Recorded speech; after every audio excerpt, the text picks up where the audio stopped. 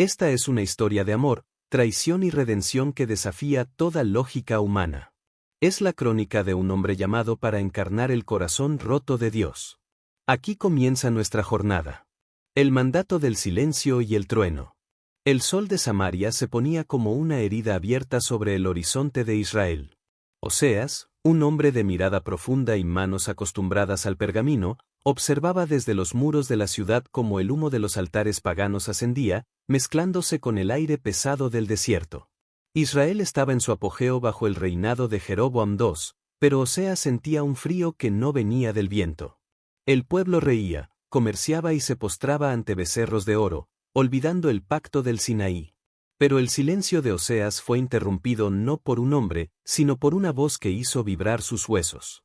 No era una profecía de guerra común, ni una promesa de lluvia. Era una orden que desafiaba toda moral y toda paz personal. Ve, toma para ti una mujer fornicaria, e hijos de fornicación, porque la tierra fornica apartándose de Jehová. El corazón de Oseas dio un vuelco. Él, un profeta de Dios, un hombre de pureza, debía casarse con el caos. Debía unir su vida a la de alguien que, por naturaleza, le rompería el corazón.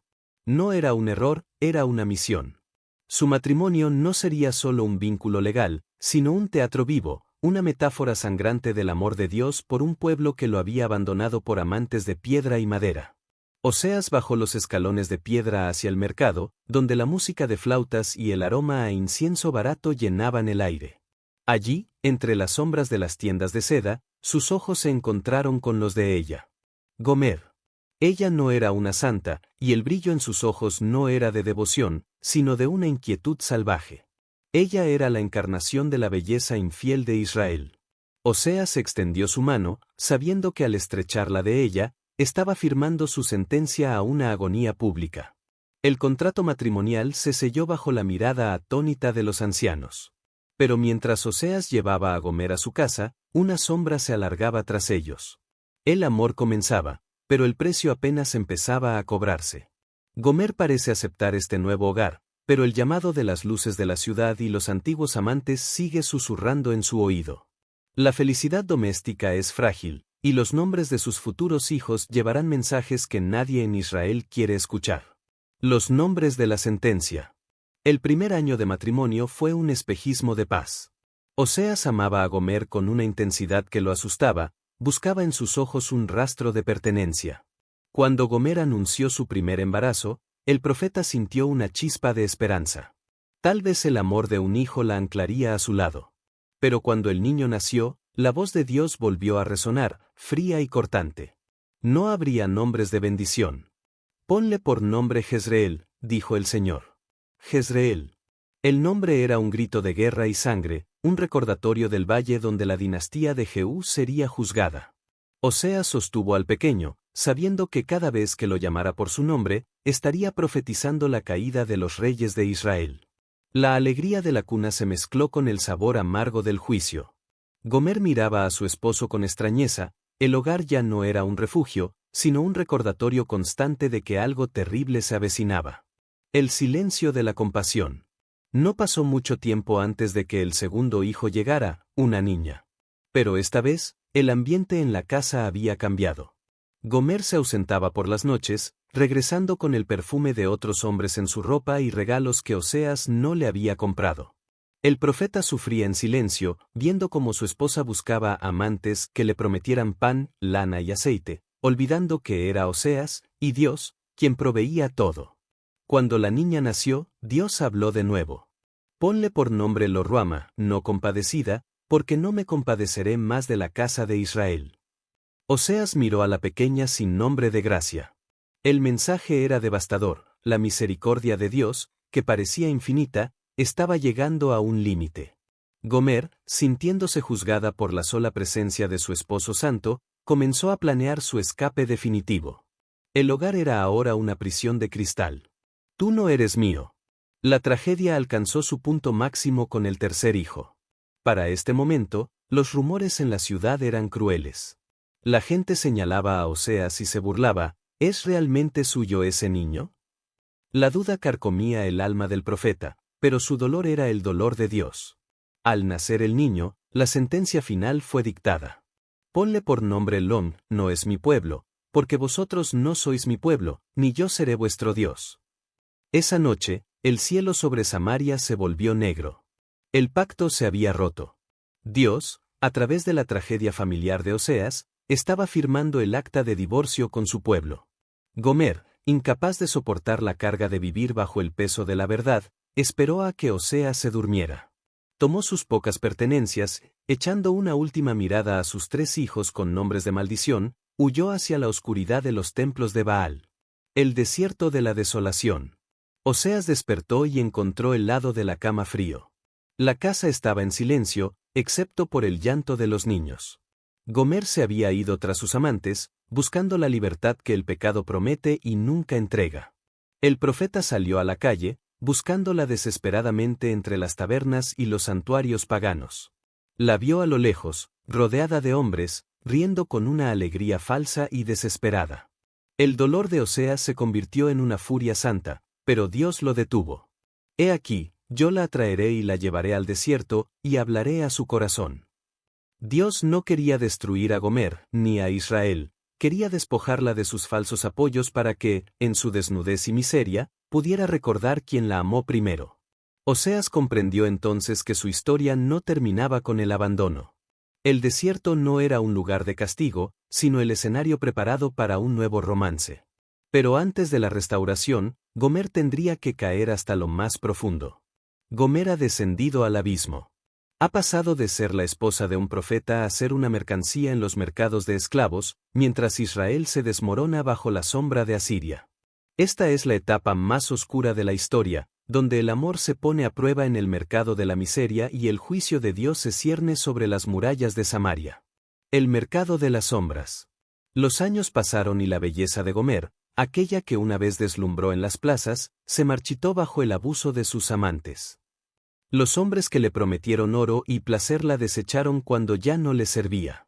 Gomer cayó en la escala social hasta lo más bajo, la esclavitud por deuda. Mientras tanto, Oseas caminaba por las calles de una Samaria decadente. El profeta veía cómo su propia tragedia se reflejaba en la nación. Israel se vendía a potencias extranjeras, buscando protección en Asiria y Egipto, prostituyendo su fe por dioses mudos. Oseas sentía el peso de la soledad, pero Dios le mantenía el corazón ardiendo. No era odio lo que sentía por Gomer, era una agonía roja, un deseo de rescate que no tenía lógica humana. La orden imposible. Un día, mientras Oseas oraba en el silencio de su casa marcada por la ausencia, la voz del Señor tronó de nuevo, pero esta vez con una ternura que quebrantó su espíritu. Ve otra vez, ama a una mujer amada de su compañero, aunque sea adúltera, como el amor de Jehová para con los hijos de Israel. No se le pidió que la perdonara a la distancia, se le pidió que la amara de nuevo. Oseas sabía dónde estaba ella. No estaba en un palacio, sino en el foso de subastas humanas, donde los cuerpos se vendían como ganado. El profeta tomó su bolsa de plata y una medida de cebada, el sustento de los pobres, y se dirigió al lugar donde la dignidad humana terminaba. 15 piezas de plata. El mercado de esclavos estaba lleno de ruido, suciedad y desesperación. Allí, sobre una tarima de madera, estaba ella. Gomer no era más que una sombra de lo que fue, estaba encadenada, sucia, con la mirada perdida en el suelo, esperando que cualquier extraño la comprara para el trabajo más vil. Oseas se abrió paso entre la multitud. Cuando sus ojos se encontraron, el tiempo se detuvo.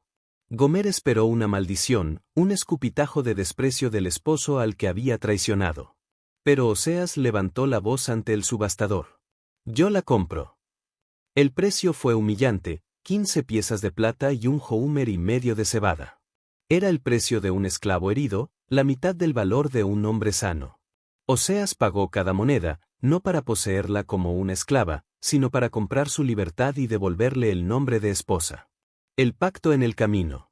Oseas rompió las cadenas de Gomer con sus propias manos. Mientras regresaban a casa, el silencio era denso, pero no era un silencio de condena, sino de reconstrucción. El camino bajo las estrellas de Israel se convirtió en un altar. Oseas se detuvo, tomó el rostro de Gomer entre sus manos y le dijo palabras que resonarían por milenios. Tú serás mía durante muchos días, no fornicarás, ni tomarás otro hombre, y así seré yo para contigo. Fue un nuevo compromiso. Oseas le estaba diciendo que, a pesar de todo el dolor, él se mantendría fiel, esperando a que su corazón volviera a latir solo por él. En ese momento, Gomer comprendió que el amor de su esposo no dependía de su fidelidad, sino de la naturaleza inquebrantable del carácter de Oseas. El valle de Ase, puerta de esperanza. La restauración de Gomer era la señal para la nación. Oseas comenzó a profetizar con una fuerza renovada. Les habló de un Dios que, aunque debía castigar el pecado de Israel permitiendo que fueran llevados cautivos, no los abandonaría para siempre. Convertiré el valle de Ase, el valle de la desgracia, en puerta de esperanza, gritaba Oseas en las plazas. La historia de su hogar se convirtió en el mapa de la salvación. El profeta enseñó que el exilio que se avecinaba no era el fin, sino un tiempo de desierto donde Dios volvería a enamorar a su pueblo, donde quitaría de sus bocas los nombres de los Baales y ellos volverían a llamarle Isi, mi marido, en lugar de Baalí, mi señor dueño. Pero el juicio asirio es inminente. Las nubes de guerra se amontonan en el norte y el estruendo de los carros de hierro ya se escucha. La misericordia ha comprado el tiempo, pero la justicia debe cumplirse. El final de esta epopeya no solo narra el destino de una familia, sino el destino de una civilización. La tensión entre la justicia implacable y el amor incondicional llega a su punto de ebullición. El rugido del león asirio. El aire en Samaria se volvió irrespirable. La profecía de Oseas, que antes parecía el desvarío de un hombre herido, comenzó a materializarse en el horizonte. El imperio asirio, la máquina de guerra más cruel del mundo antiguo, avanzaba como una plaga de langostas. Oseas caminaba por las murallas, viendo cómo el pueblo, en lugar de arrepentirse, buscaba alianzas políticas desesperadas. El profeta gritaba: Israel es una paloma incauta, sin entendimiento, llaman a Egipto, acuden a Asiria. Cuando fueren, tenderé sobre ellos mi red.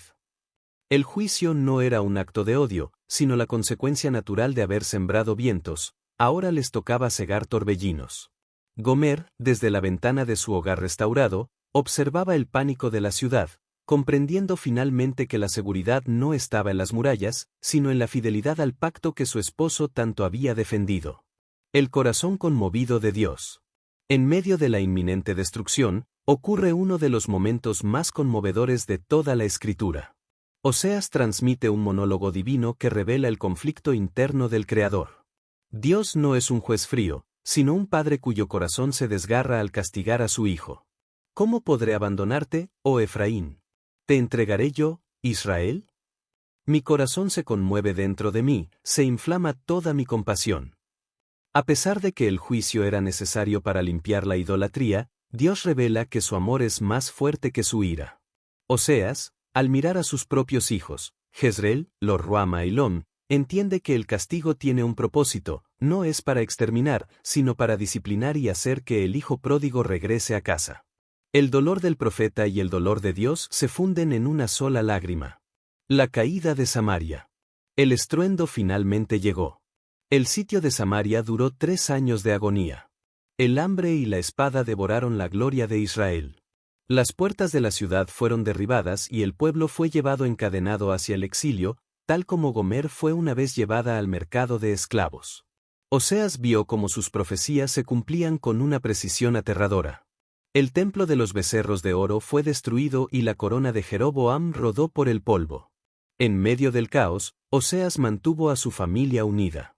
Ellos eran el remanente, la prueba viviente de que, incluso en el exilio, la identidad no se perdía si se mantenía la promesa del regreso. El no mi pueblo estaba a punto de experimentar un cambio de nombre en el crisol del sufrimiento. La promesa de la primavera eterna. Años después, entre las sombras del exilio, la voz de Oseas cambió de tono.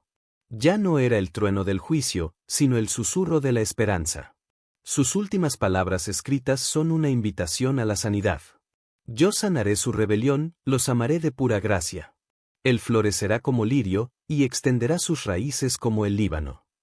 La historia de Gomer y Oseas llega a su plenitud aquí. Gomer, una vez marchita y vendida, ahora vivía como una mujer amada y dignificada. De la misma manera, Dios prometía que Israel, después de su tiempo en el desierto, volvería a ser una viña fructífera. Los nombres de maldición serían transformados, Lo Ruama recibiría misericordia y Lo-Mi escucharía de nuevo la voz de Dios diciendo, tú eres mi pueblo. El epílogo de la sabiduría. El sol se pone sobre un Oseas anciano. A su lado, Gomer, cuyo rostro cuenta la historia de una redención imposible. Sus hijos han crecido viendo el milagro de un padre que no se rindió y un Dios que persiguió a su esposa infiel hasta los abismos más oscuros. Oseas cierra su pergamino con una advertencia que viaja a través de los siglos. ¿Quién es sabio para que entienda esto, y prudente para que lo sepa? Porque los caminos de Jehová son rectos, y los justos andarán por ellos, mas los rebeldes tropezarán en ellos. La historia termina, pero el mensaje permanece, no hay abismo tan profundo donde el amor de Dios no pueda llegar, ni traición tan grande que su perdón no pueda restaurar. El profeta que se casó con el dolor terminó encontrando la gloria en la fidelidad absoluta.